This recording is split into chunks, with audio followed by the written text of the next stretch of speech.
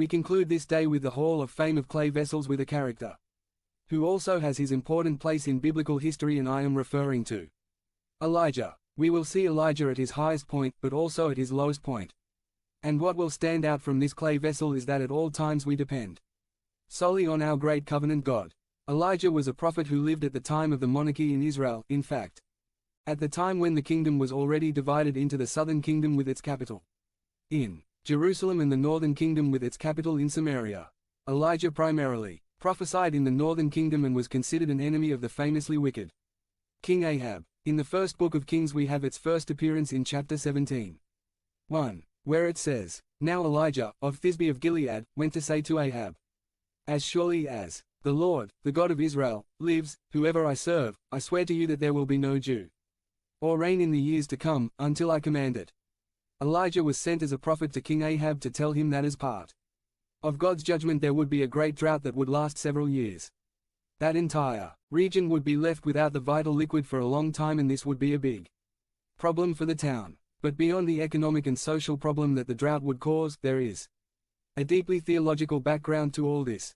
It turns out that Ahab, totally influenced by his pagan wife Jezebel, was an assiduous worshipper of the false god Baal. And the interesting thing is that, among the Canaanites, Baal was considered the god of the storm, so the fact that there was no rain, by the word of the God of Israel, put Baal in a very bad light. He made a fool of him.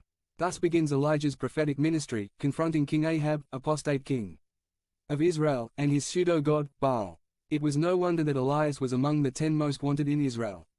After declaring drought, Elijah was sent by God away from Ahab's presence. At that time God's provision was very evident to the prophet.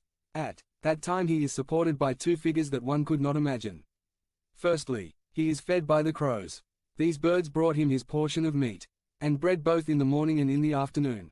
What an amazing provision. Crows are generally icons of selfishness, abuse of trust, betrayal. The last thing you could imagine is that a crow was going to feed you. After a while, Elijah was sent by God to the region of Zarephath and was told that the Lord had prepared a widow to support him.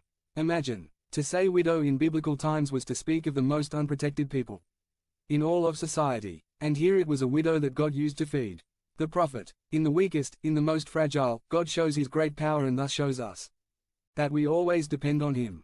This widow experiences two miracles in her own life through the prophet. First, there was a multiplication of bread. They had nothing to eat but a little flour and a little oil.